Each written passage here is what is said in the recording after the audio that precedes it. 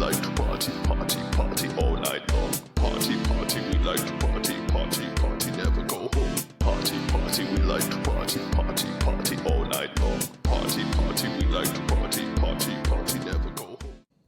What's up, everyone, and welcome back to episode 58 of the Ball Talk Pod.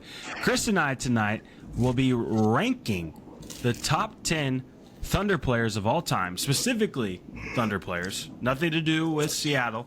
As soon as they get a new team, they're gone. Who cares about them? We're only doing Thunder players.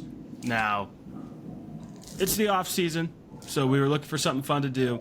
The only talking point that I have leading into this is the Summer League team got blown out in the semifinals of the Summer League Cup, which was super nice of them because it would have been kind of ridiculous to the rest of the league if we won everything. Yeah. I agree. It's a little bit like, here you go, league. Here's one championship you'll win in the next 5 years. Specifically to the Hornets. The Thunder got the rest. We'll give it to the Hornets, you know? It was the first championship the Hornets franchise has ever won. I feel like the OKC kind of won that because the Hornets are like Thunder Light, right? We trade all our players there.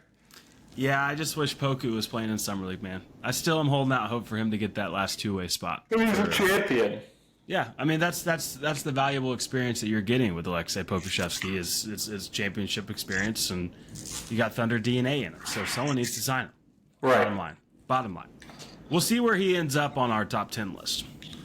Best Thunder players of all time. Here, I'll give you a sneak preview. He doesn't make it. Maybe you're trying to throw a curveball. You never know. You got to stay to the end of the episode to figure that out.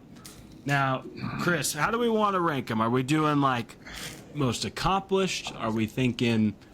I don't think we can do our favorites. I think I think it has to be a combination of both, right? Like we can't just do like the most accomplished because then you're repping out. It's pretty straightforward in the Thunder's history, don't you think? Like I have a top 18. It's the 18 guys that won a championship. Yeah, and then you put like, yeah. So if you do it by like, I think it has to be a combination of like our favorite Thunder players of all time and like where they, or do you want to do two rankings? We do our favorite versus what we think the most important Thunder players are. I think we just combine them and make one list. Okay.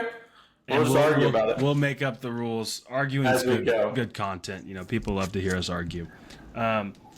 So since we're taking out Poku from the rankings just to make it fair. Sure, because he's a European champion. Yeah. I think going into the year, this was always the potential. This had the potential to happen. So we're starting now. Yes. And we're starting at 1. Yes. Let's start at number 1. And now I think it's This is number 1? Yes. Okay, we'll start at number 1, and it's really easy. It's Shea. Yes, I think you're right. One, he is the first person since, was it Shaq, that won MVP, the scoring title, and the Finals MVP in the same year. I know it was 25 years, but I think that was Shaq. Would have been 01. 2000, yeah. And so he's the first big Thunder player, or the first MVP as a Thunder player. He's the first Thunder MVP to win a championship. Automatically, that faults you ahead of Russell and Kevin. So, in my head, like you said, it's a no-brainer where he sits in Thunder lore, being an MVP. After the all-time guard season he had, he has to go first. 100%. I think the biggest question for him, and this is all dealing in hypothetical, let's say we had made the finals and we hadn't won it. We didn't win. Sure. Would, in terms of, because people go back and forth. They say it's Russ for like favorite, he's the best Thunder player of all time, but KD is the best player to ever play for the Thunder of all time. And so I'd be curious, and thankfully we'll never have to find out, where Shea would have been if we hadn't have won the finals. No, I think you're right. He would have been above Kevin for sure, because I think, in this, you rank those MVPs all kind of together in my head. Maybe we don't. Maybe we move one of them not to name names, down the list farther, right? Or maybe he's not on our list. Who knows? But another reason you move him ahead of Russell is I was talking to my father-in-law, and we were talking about the potential of Russ coming back this season to the Thunder. Like, there's been some rumors, been some talks about Russell joining the Thunder for the 2025-26 season. And the funny thing is, if he came back, it would be in like this advisory, like veteran deal, right? That's how you could see him fitting on the Thunder. It wouldn't be like to go out and play. Be like a mentor. He plays a very distinct type of basketball that I don't think flows personally, but maybe Mark Daigneault sees it differently. We don't play that kind of basketball anymore.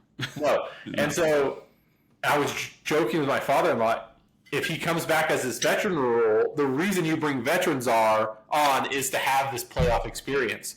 But he would have the least playoff experience of anyone on the team, besides the rookies.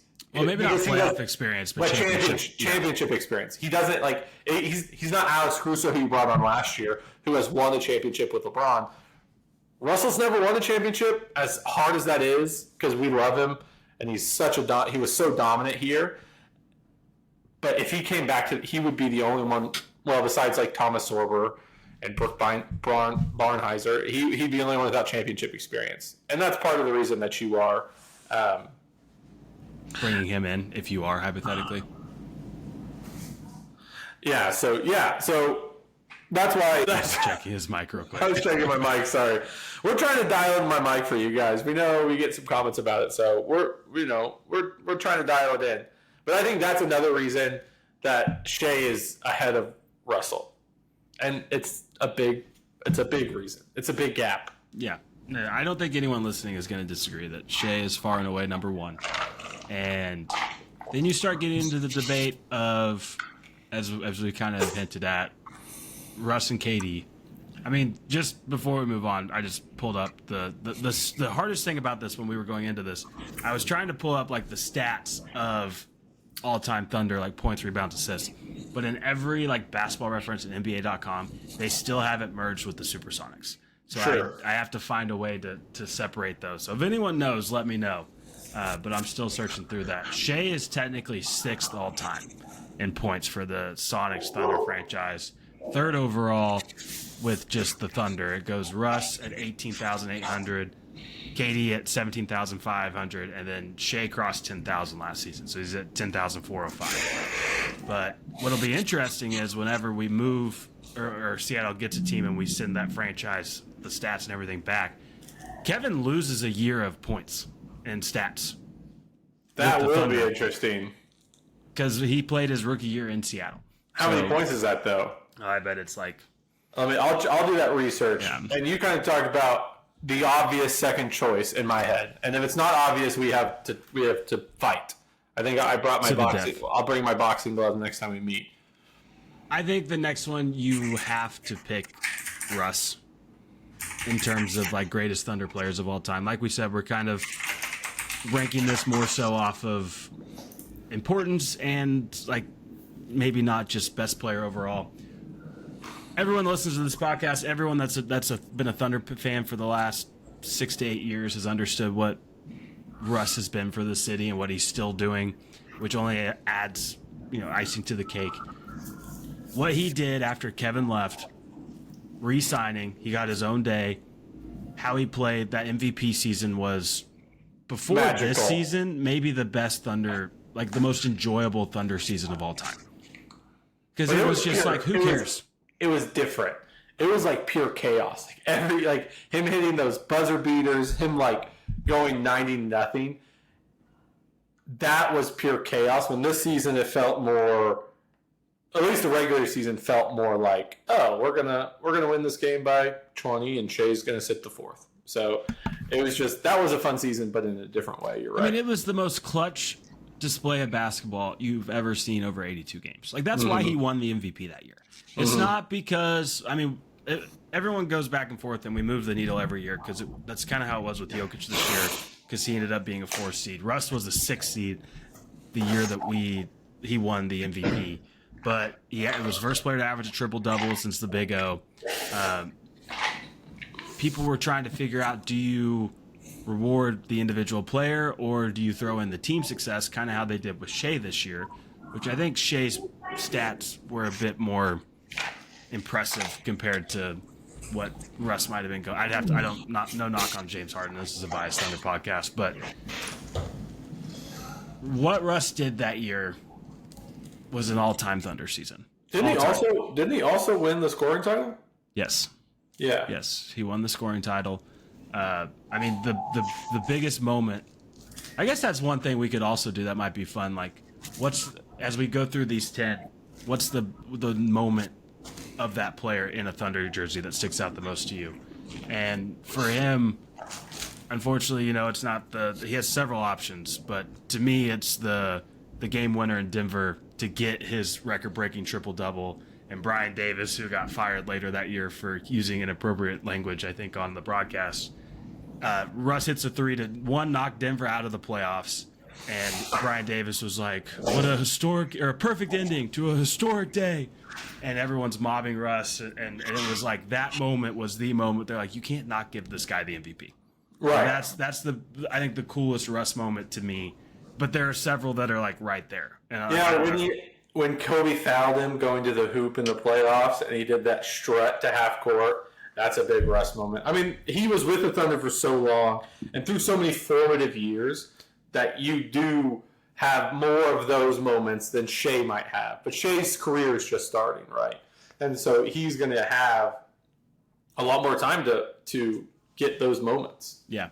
I think that, honestly, I was talking about the MVP season, so it made me think of that. But the Russ foul, and I don't think it was Kobe, but it was against the Lakers, where he got fouled, launched it up, and I think people say it was the loudest they'd heard Paycom. Some people, it might still be the loudest they've heard Paycom because it was kind of on the rise of the Thunder. But he just was the soul of this team and this city even after he left, and it's one of the coolest things ever when he comes back. There's a little bit of an issue this year in the playoffs, but the connection that he has with the standing ovation, and he still kind of does his pregame stuff when he comes back. That's very rare in sports, and so we've been talking about him longer than we need to for a very obvious second selection. It's not even the connection with this arena; it's the connection with the city and the money he's still putting into the city. He means so much to Oklahoma City, not just as like a team or as like an organization. It's as closely tied as a player and a city can be, honestly, right? You see it other places, like Dame going back to Portland. That feels sort of like, I don't know how much philanthropy he does in Portland, and maybe Portland doesn't need it like Oklahoma City needs it. But Russ, even living in LA and playing in Denver, he was investing in Oklahoma City. Yeah, he's a huge part of the design for the new soccer stadium that's going downtown. Right. To name just a few things. So, yeah, he's an all-time Thunder player. I always try to go to a game. I mean, depending on where he plays next year, he'll come back hopefully more than once. But it's awesome. He'll obviously be not obviously, but he'll be the next jersey retired for sure. And potentially a statue out front of the new arena. I think there's potential for that. And I don't think anyone else on this list has like guaranteed a statue yet, except maybe Shea. Winning, yeah, I think Shea has, but he can maybe get a bigger one. Yeah, that's how they do it. How much we like you is how big the statue is. His statue right now is like 3 feet. Yeah, Russ it's a little bobblehead. Russ is going to be like 9 feet. Shea can get, or Shea's probably, if Russ is 9, Shea's probably at 5. But yeah. No, it'll be exciting. Now we have 1 SGA, 2 Russ. This is where I think it gets kind of interesting because do you go towards best basketball player? There's a bit of recency bias that could play in here. And I think, let me just ask you, who is third to you? I can't put Kevin there. Because he did not win a championship? He didn't win a championship, and he left us high and dry. It's hard to forget that, and at that point, it's hard to put you in the top 3. I was like pure basketball player. Like even like guys in the league talk about Kevin Durant being like the the purest basketball player, just like from a scoring He might be the perspective. best scorer of all time. Right. And so, like, it's cool that he was in a Thunder uniform for a long time, but in our personal list, I don't think you can put him at 3. Yeah. Are you going to put him at 3? No, because I think here's the deal. If we put him at 3, I don't think it's wrong because all of this is very subjective. I'd be curious, listeners, let us know what you think. It's probably recency bias, and it's also a bit of projecting. But what Dub did this year in that playoffs on the wrist, which we've talked about a ton, what he already kind of like means to Oklahoma City, like he almost feels like he gets so much crap from social media and things like that just because he's very him. He's very genuine and being himself. And it almost feels like Oklahoma City's like, no, this is our guy. And he's obviously only been here 3 years, but I think he is projecting out to potentially even like past Russ. Like that's how high I think of Jalen Williams. Everything, and if you guys haven't, listeners, if you haven't seen like some of the stuff he's put out, he was on Young Man in the 3. He did that YouTube video he put out. Every piece of media that I've seen him do this summer has made me like him more. And it's just like I just continue to fall in love with who he is as a person. Like his character is so strong. He talked about retiring his parents after he made that big after he got his contract. Which is crazy because he's not even getting paid his salary increase until a year from now. Right. But he's like, I retired my parents. They never have to go back to work. Like he is such a well-grounded person that every piece of media, I'm like, oh, that's so cool. And I just like it. And I show it to my wife and she's like, oh, that's so cool. He's so cool. It'll be very interesting to see how the NBA receives him next year. Like post-championship, about the risks now. He's made an all-star team, so he's like they've talked about it with like all this escalator stuff in his contract. Is he a fringe all-star, or does he take the leap next year and into the coming years into an all-star lock because he's developed so much further? I think this is a bit of a recency bias and just bias take in general, but Dub at 3 makes complete sense to me right now. I don't care. It's our podcast. And Ben is offering. He just texted me, so he said, and if anyone wants to fight me on it, he said to meet him at his house 5 tomorrow. Yeah, there's a deadline on it. There's a deadline. If you're 5:01, you're a minute late. No fight. No fight. 4:59, you're early. No fight. Yep. You got to arrive at the time. Yep. Fight can only last a minute too. I mean, he scored 40 points in the finals. He's averaged 25 and 5. I think it was like just a shade under 22 this year. All on a bum wrist. He's switching 1 through 5. He's one of the obviously this is not a hot take. He's one of the biggest reasons why you should be just insanely optimistic about the next 5+ years of Thunder basketball. So he's a champion too. Bottom line. So Dub's 3. It's hard not to put the championship there, right? Yeah. We should just start the list at 18. Yeah, we should have. But for the sake of this podcast, we'll get into it a little bit. We'll say it. Yeah. So we go Shea, Russ, and Dub. 1, 2, 3. Pretty solid. Those are really solid basketball players. We're very spoiled as Thunder fans. That is, they each play an individually fun style of basketball. Like SGA is like Sam said, is poetry in motion. Russell plays with so much force and so much anger, you almost feel angry watching him play, but you're like so passionate. You love it when you're on his team. Right. You hate it when you're playing against him. Yep. And then Dub is just it's fun to watch him learn the game. He's so cerebral when it comes to basketball, and him like learning how to shoot after he hurt his hand. We are spoiled. Yep. Now, I think as you move into 4 and 5. I think the 2 names here are KD and Chet, but I think you have to put KD. I don't know if Chet's there yet. That's what I mean. He's only played a year and a half. I would put Lou. I would put Nick Collison above him in Thunder players of all time. Chet was so important to winning that championship. I get that, but he's not in Thunder history not more important than who I think Lou was just as important, maybe more important. Guarding players like Tyrese Halliburton, Jamal Murray. He guarded Jokic probably just as much as Chet did, and probably more effectively. We didn't put Dort on him. They all switched on him and played. Not that we purposely did it. I think Lou deserves the top 4, being the drafted by the organization, worked from a two-way contract into being the premier defender of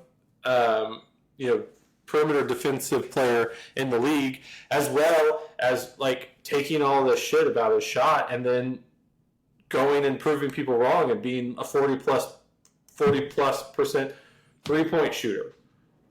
I love Lou Dort, and I think I have him higher than most people on lists. I cannot put him above Chet and KD. Chet hasn't done anything. Like you said, he's played a year and a half. I understand he did not win Rookie of the Year. All rookie first team is what I was going to say. Okay. Dort didn't do that. This is more I allowed you to project J-Dub's success because we saw it. We were able to see that 40 plus. We were able to see his ability to guard at all 3 levels, his ability to score at all 3 levels. Chet's offensive game was not good. Lou's offensive... He had 5 blocks in the NBA Finals Game 7, the most all time. You said offense. I don't.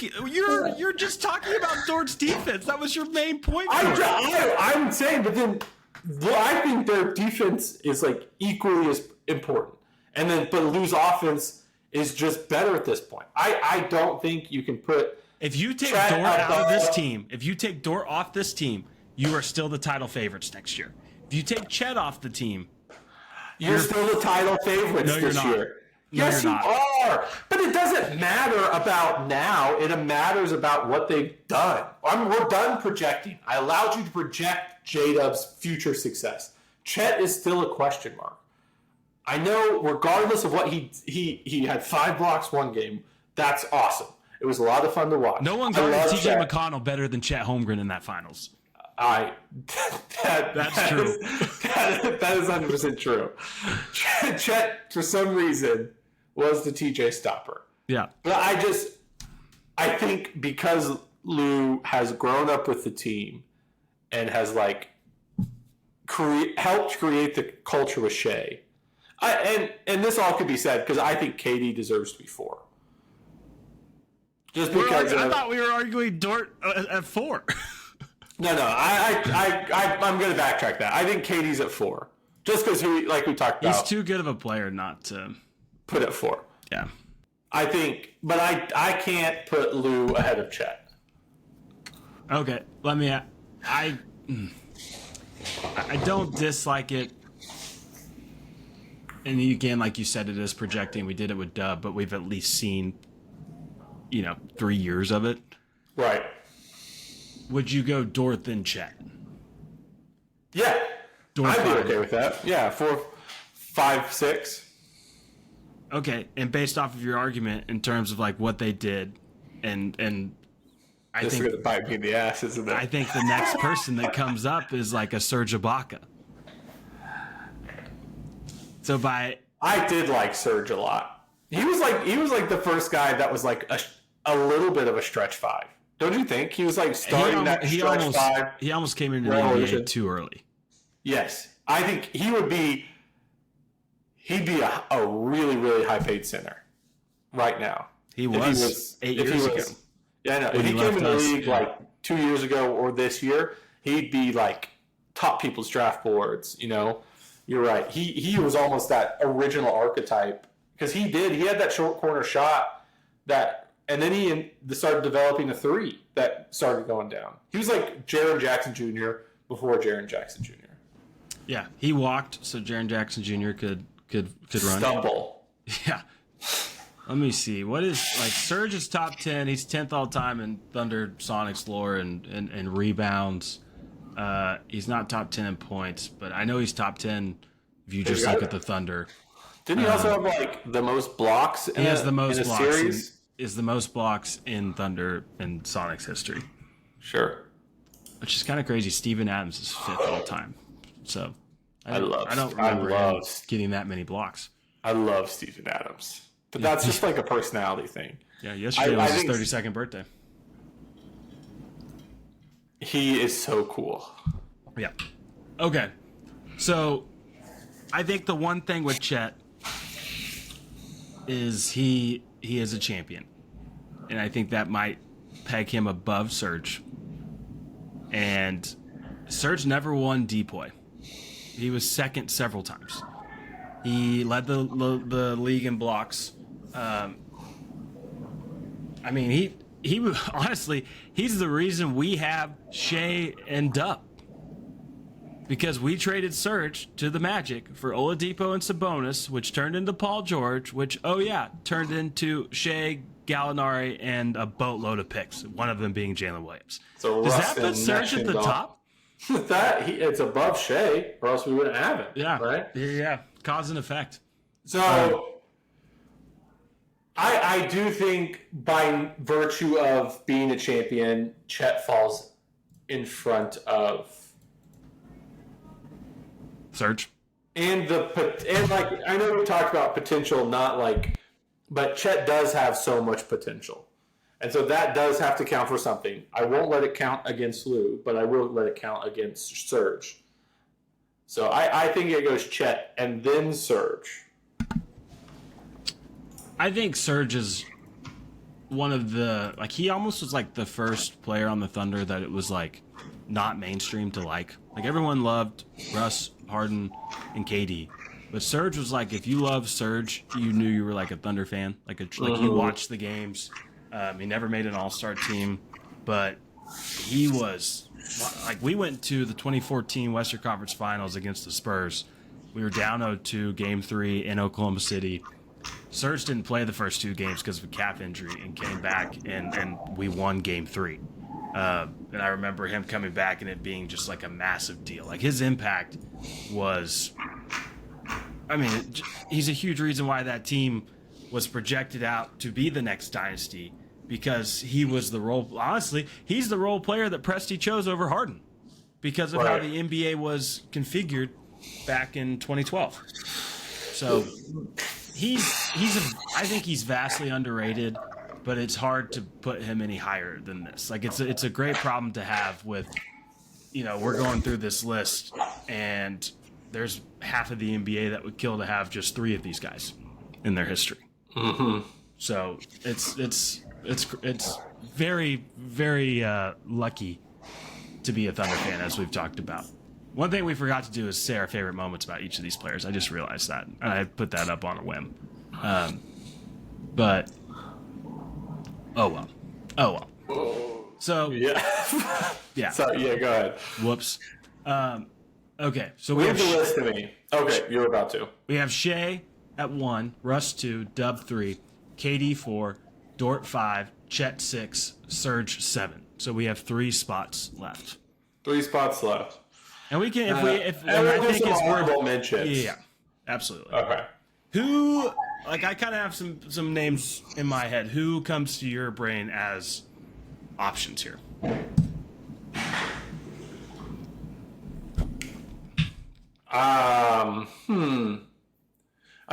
Steven Adams is always up there for me. But he was, Russ's most dependable teammate during his MVP season. He was kind of grew up through the Thunder, and you got to follow, really love him as a player.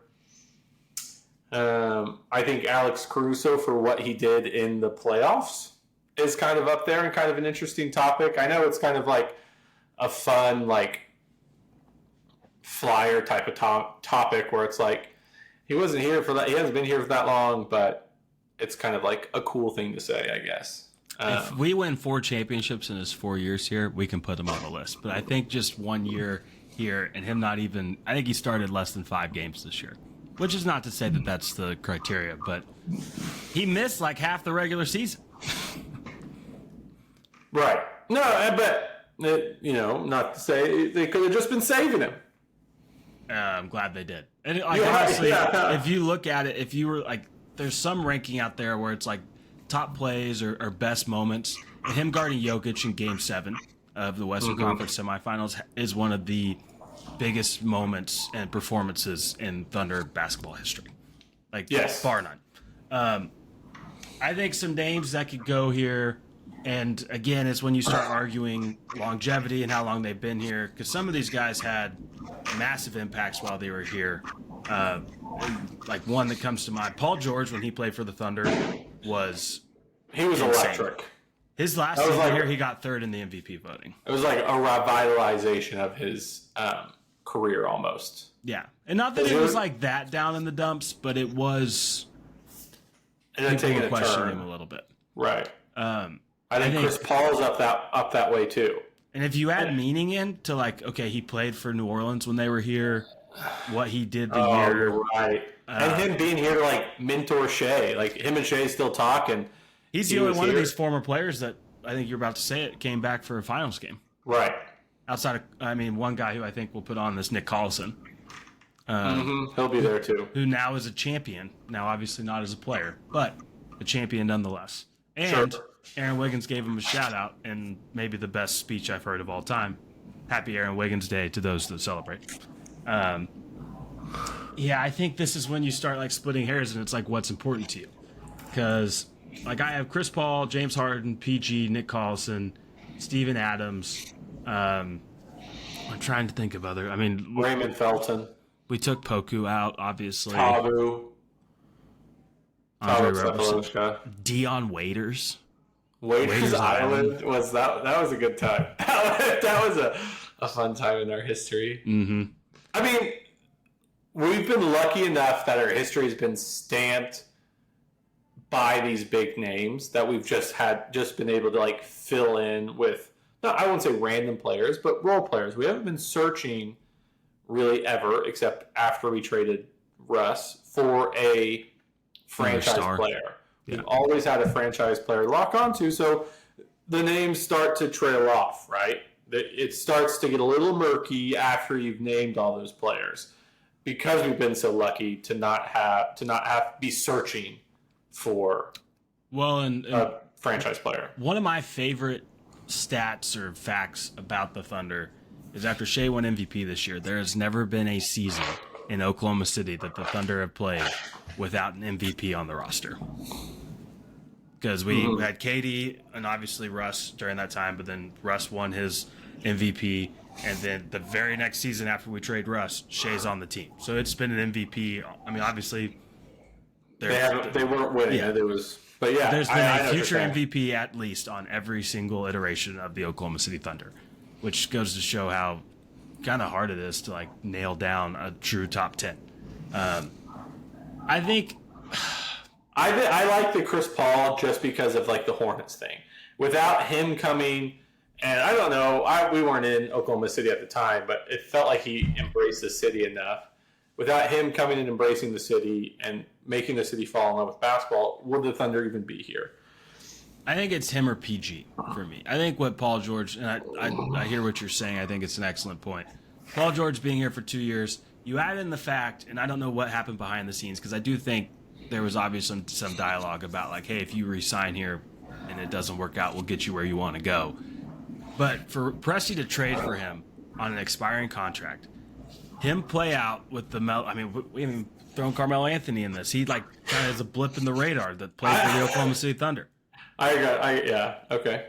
But he played in a year that things didn't go as according to plan. As soon as Andre Roberson got hurt in Detroit in early January, that team just kind of got shaken and couldn't bounce back. We were relying on the drunken dribbler, Corey Brewer. Oh my gosh.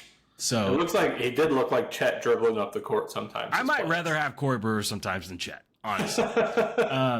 But then, he goes through. He doesn't even take a meeting with an LA team. He's a California kid. They have the party with Nas to announce that he's coming back. He says, "Me and this dude, we can get it done. We can bring it home." And then he was gone 365 days later. Now, it set us up for a fantastic success. And if you want to add in the trade value on top of that. Oh, man. You're right. Paul George has to be up there. He has to be in the top 10 at least. Yeah. Because, if you're going to argue Chris Paul's meaning to the city, Paul George, maybe not as positively directly at him, but he's the reason we have this iteration of the Thunder. You're right. And he's the reason I think we kept Russ that second time. because once he re-signed, Russ was then up for another contract extension. He ended up signing. So it gets hard here. It gets super hard here. I say we go Chris Paul and then Paul George. The two Pauls right together. Okay. Like, honestly, if you were doing like a 8A, 8B almost, like, I think they both mean close to the same thing, but for different reasons. Yeah, I agree with that. Well, that puts us at only the 10th spot left. So I think it's between James Harden and Nick Collison. it's kind of crazy that James Harden is like not like obviously a top 10 player in this ranking. I mean, he was only on the Thunder for what, 3 years? Yes. Chris Paul was only on it for 1 year, so I think it was 3. And like the coolest thing about all of this to me is that even like Melo, who like I don't think had the best experience here. I mean, that was kind of his like drop off, like his true beginning of his drop off as soon as he got out of New York. All of these players speak very highly of their time in Oklahoma City and specifically of the organization. And if they hated it, I don't think they would be saying that. there's no reason for them to go on these different podcasts and say like, yeah, Oklahoma City is great. I mean, they could hate on it if they wanted to. And this but might be a they're just biased not. thing. You don't hear that about other cities and other teams. Like, some of them might be but- obvious. It's like, oh, I was just in not. New York. I was in LA, whatever. Right. But I think just because he is the player that's number is the only one in the rafters right I now, was going to say the same thing. he's still a part of the organization. He is like the definition of Thunder DNA, in my opinion. I think you have to go Nick Collison at 10. I agree. I think we both can agree on that. I mean, James Harden, future MVP, or was a future MVP when he's on the team. Prolific scorer, sort of like the guy that's like people would say taught Shea how to foul bait, but I don't think Shea foul baits. James Harden was a different beast when he was like grabbing people's arms and slapping himself in the face. Yeah. So It's kind of crazy how many of these players ended up playing together after they left the Thunder too. Like, Chris Paul actually re-signed with the Clippers today, so he'll be with Harden and Kawhi this year in the old folks' home. But you had Chris Paul play with Harden before he got here. Russ obviously got traded to Houston and then was on the Clippers with PG. And Harden played with KD. yeah, Harden played with PG. I mean, it's there's just overlap everywhere. I mean, and that kind of happens when you have so many superstars that kind of control the league that have come through your organization. So the only two names that I have on here that we did not mention or did not make our top 10, which I will read the top 10 first and then give you the two names. We have Shea at 1, Russ at 2, Dub at 3, KD at 4, Dort at 5, Chet at 6, Serge 7, Chris Paul at 8, PG, Paul George at 9, and then Nick Collison at 10. The other two names I had written out were Harden and Steven Adams. Yeah. All right. Okay. So those are the top 10 of whatever Of the ball criteria talk we rankings. decide. Yeah. The ball talk criteria top 10. Yeah. But what are some other like your favorite players that you got to watch? I mean, Poku, man. I mean, what more can be said? Nothing, honestly. I remember thinking like Terrence Ferguson was going to be awesome. Tulsa kid, I thought he was going to be really, really good. I was really excited, and when he went downhill, I was kind of sad about Terrence that. Ferguson had a random it was winter. It was like January, February basketball game in LA, and the Lakers were wearing their like baby blue uniforms, if I remember correctly. He scored like 21 points and had 2 breakaway just massive dunks, and everyone was like, "Oh, we've got it." like this is the guy. We finally have found a 2 guard to put next to Russ, and he'll spread the floor and defend, and that did not happen. Yeah. That did not happen. I think he's, especially because I think he was originally an Oklahoma kid. I think Terrence He's Ferguson. from Tulsa. Yeah. So it was cool to have him on there. You mentioned Caruso, and I think he's like obviously not longevity, but he has potential to be close to this list in 4 years because of just how much the city loves him. Like Yeah. it's awesome. I I've debated shaving my head for Alex Caruso. Be a great Halloween costume for you. I think one player that gets overlooked a little bit, but he was super fun when he was here was Dennis Schroeder with the 3-guard lineup. He was fun. Raymond Felton was also fun. I love Derek Fisher. I thought Derek Fisher was only here for like what, a season and a half, a season. He was here a couple seasons, but it was his was crazy because it was like, oh my gosh, we have a member of the three-peat Lakers on our team. Right. He wanted to come to Oklahoma City to win a championship, and he was, as you mentioned with Russ earlier, he was the old guy brought in with championship pedigree to try to help the younger guys come along. I remember thinking he was like the key to unlock us. He had some massive shots the year that we went to the finals. He played a lot that. Like he against the Spurs in that conference finals, he hit some big threes, especially in San Antonio, and then I think he hit one late in the clincher. Kendrick Perkins is like not just like the best player, but he was a huge staple. The one thing I remember about Kendrick Perkins is him being mad at his kids for spending $4,000 on Fortnite. Can you blame him? I mean, they should have got him into that class action lawsuit or whatever. I'm sure he was a part of it. Yeah. He was just like a guy that meant a lot because it meant we were like I think Presti mentioned it because they asked him about Perkins at his end of season press conference because Perkins had been in Oklahoma City so much covering for ESPN about how Perkins took us from a fun team to a contending team because he brought like the nasty, and in that day and age in the NBA, you needed like, people were like, oh, we needed Kendrick Perkins to match up with Dirk, and which whatever never worked. With trying to think of who else was. I mean, the Lakers had Gasol and Bynum. The Grizzlies, Randolph and Gasol, and so he was a guy that you thought for sure needed to. You just needed that in that day and age, and it's another reason why we went Serge over Harden all those years ago. But I'm trying to think. Is there anyone else? Victor Oladipo, I thought was going to be a really fun guard. I thought it was so sick that he could sing. I was like, this is kind of fun.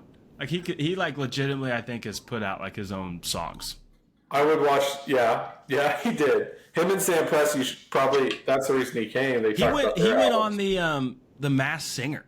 Yeah, I do. Yeah. He was a fun one. I would watch that highlight. He did like a 360 in Atlanta game. That was so sick. I remember what you're talking about.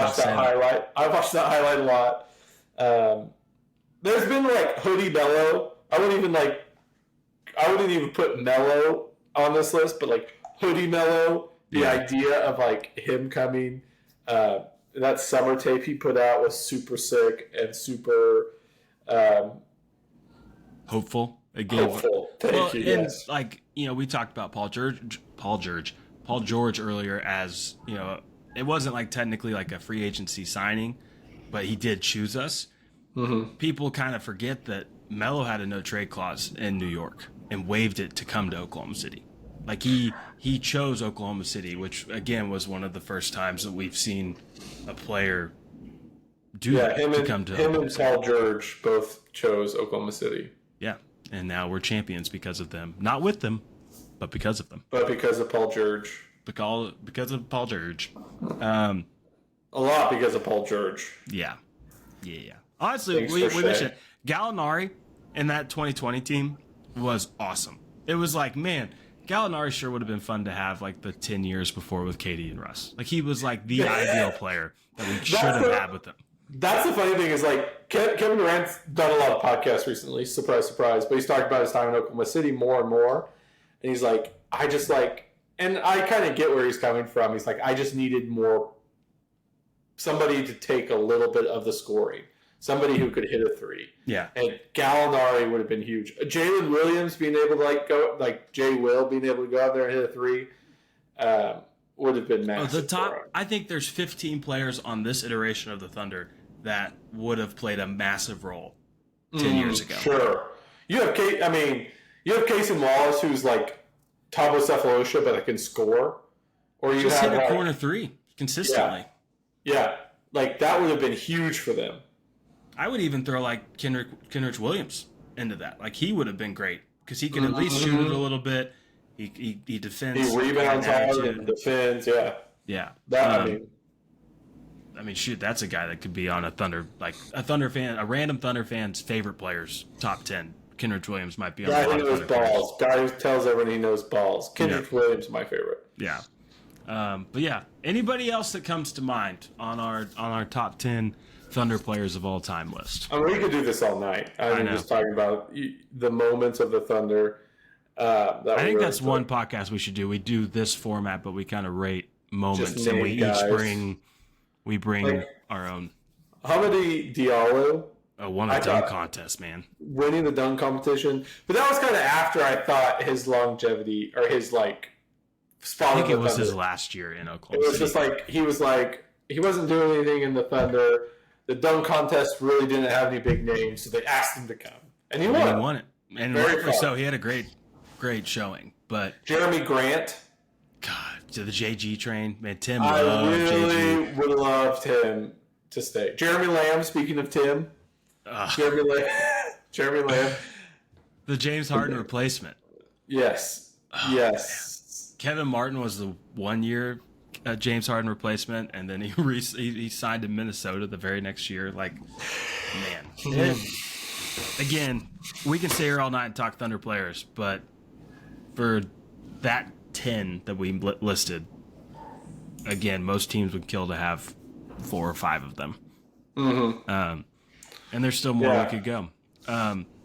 I think one thing that would be interesting, I don't think you have to do a whole podcast on it, but like you kind of mentioned Caruso, there's like a top 10 like role player list, or like fan favorite or things like that guys that won't touch these 10 players or 10 to 12 players, but absolutely have a place in Thunder lore. And I don't know, we got some time to kill this summer, so we got some rankings to do. If anybody has any ideas as to what they'd want to see us rank or discuss, would love some ideas. But yeah, with that, I think we're gonna hop off. I'll read it one more time. You have Shea, Russ, Dub, KD, top 5 Dort, Chet, Serge, Chris Paul, PG, Nick Collison.